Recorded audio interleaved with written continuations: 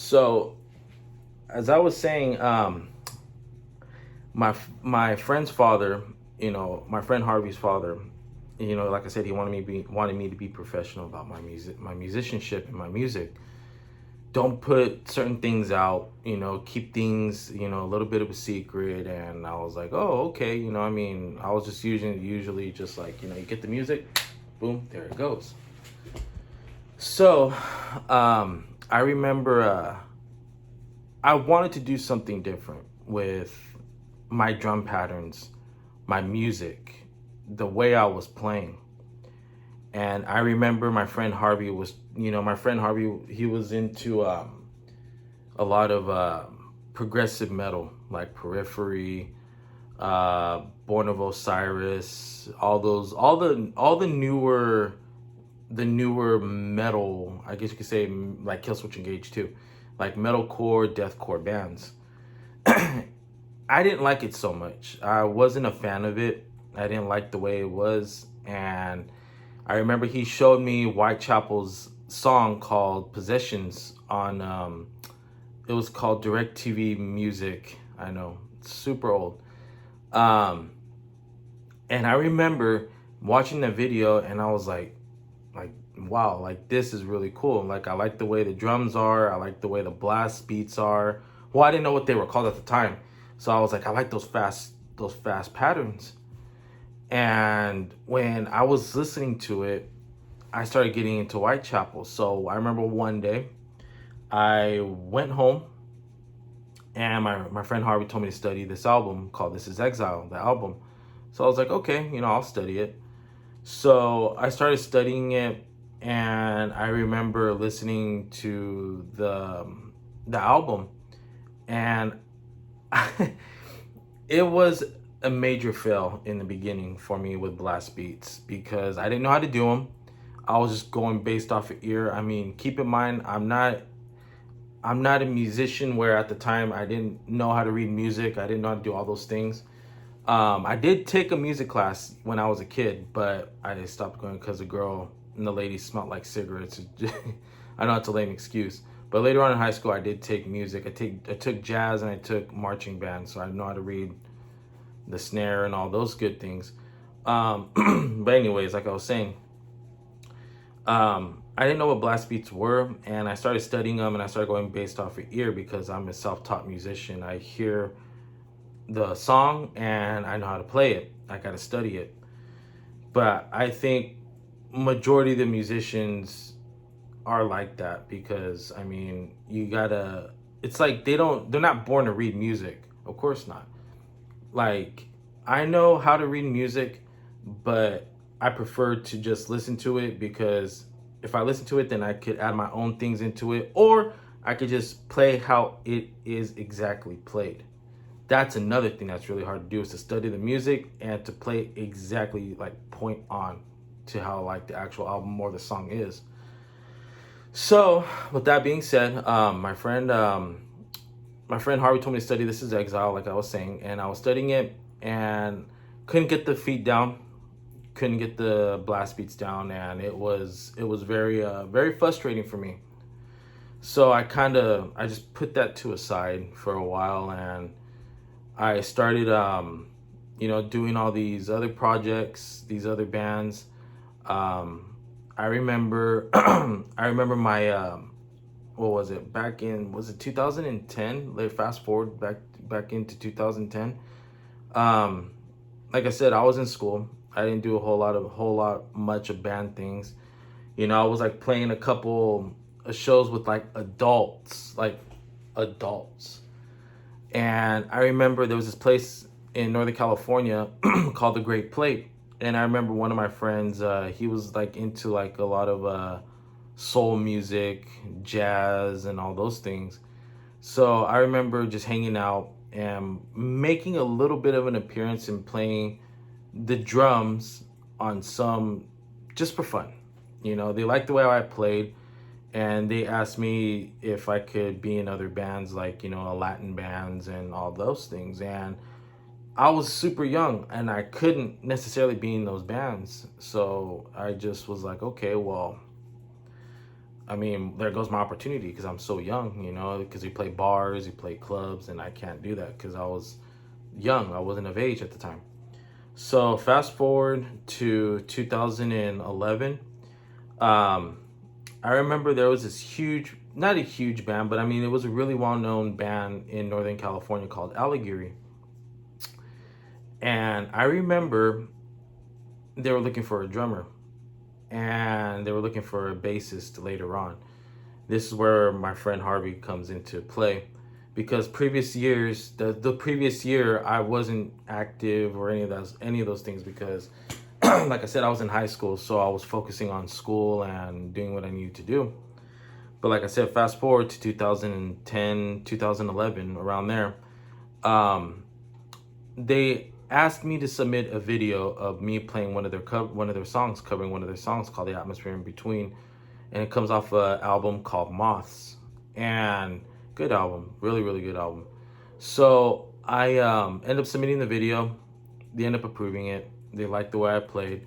They wanted me to be in their band, so I ended up joining their group, and I ended up working with the really well-known band in Northern California called Allegory, and a lot of people are like, "Oh man, you're in Allegory. Oh dude, that's cool." I mean, you know, they're a pretty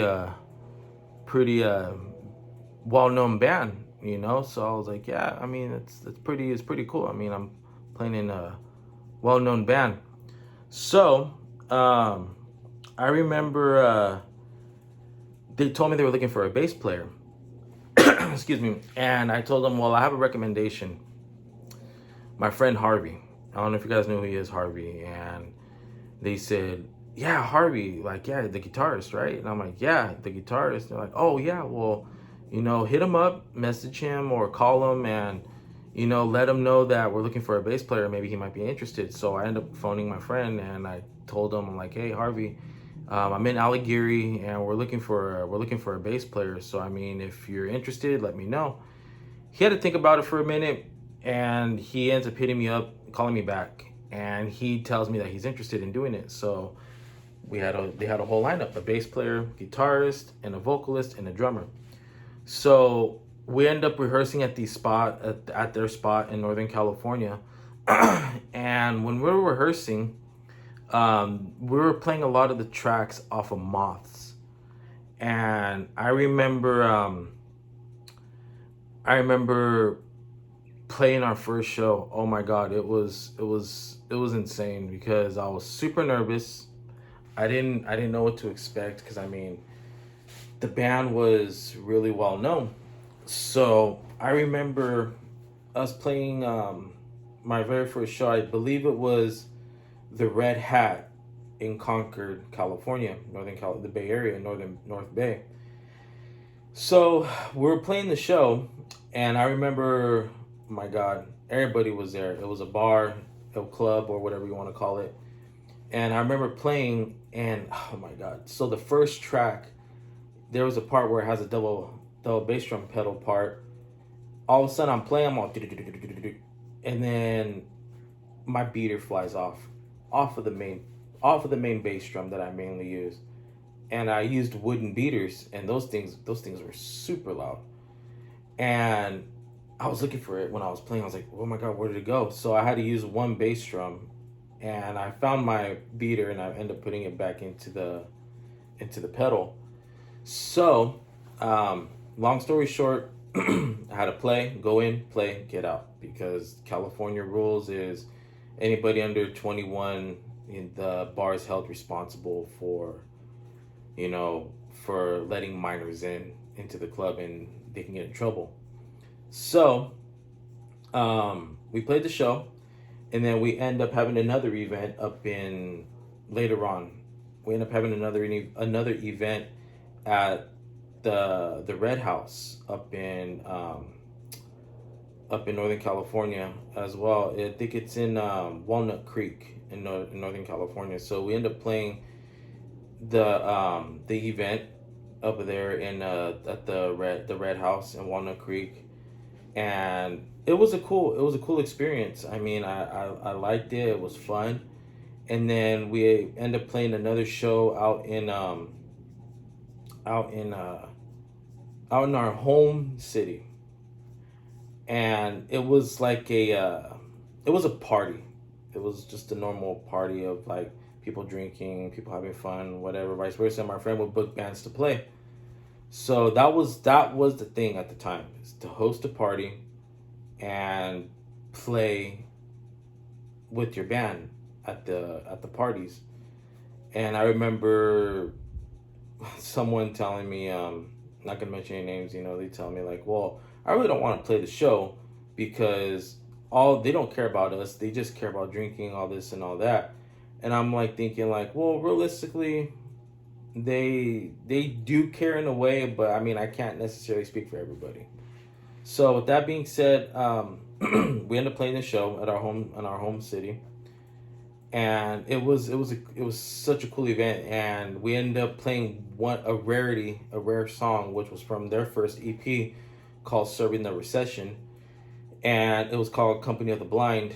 And that was their big hit at the time, back in like 2007, 2006, around there, when the scene was super huge at the time. And I remember playing that track, and I was super happy playing it.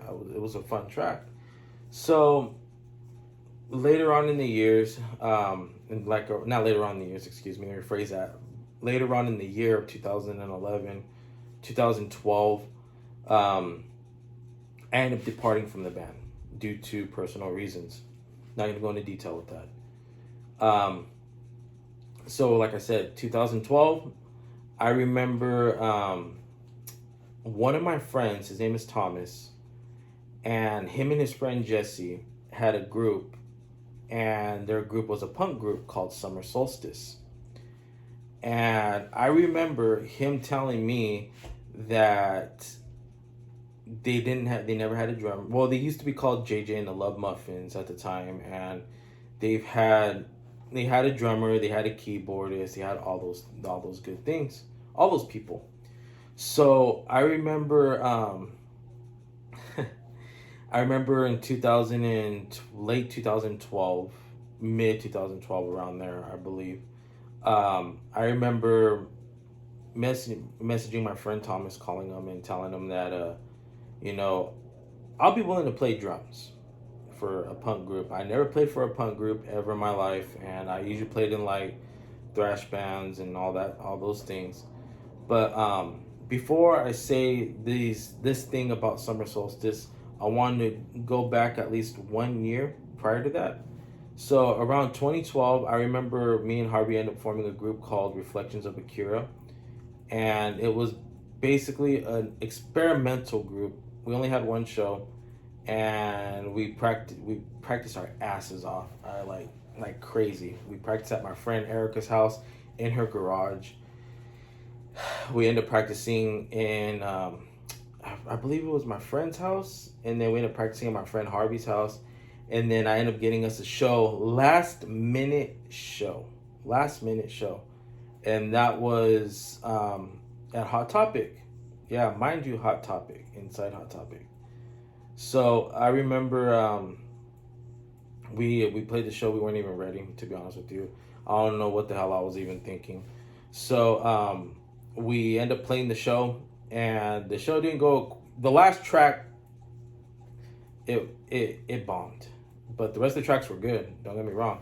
So we had a full house. It was packed up towards like the very end of the outside of Hot Topic in the West Valley Mall in Tracy, California. So fast forward later on, 2012. Um, so I end up the band ends up splitting apart. Everybody goes their separate ways. I end up living over here. My friends end up living over there. Anyways, so to the punk group, my friend Thomas messages me, and I remember him telling me that he wants to get Summer Solstice going as a physical group. So I kind of thought, I mean, okay, I mean, a physical group, cool.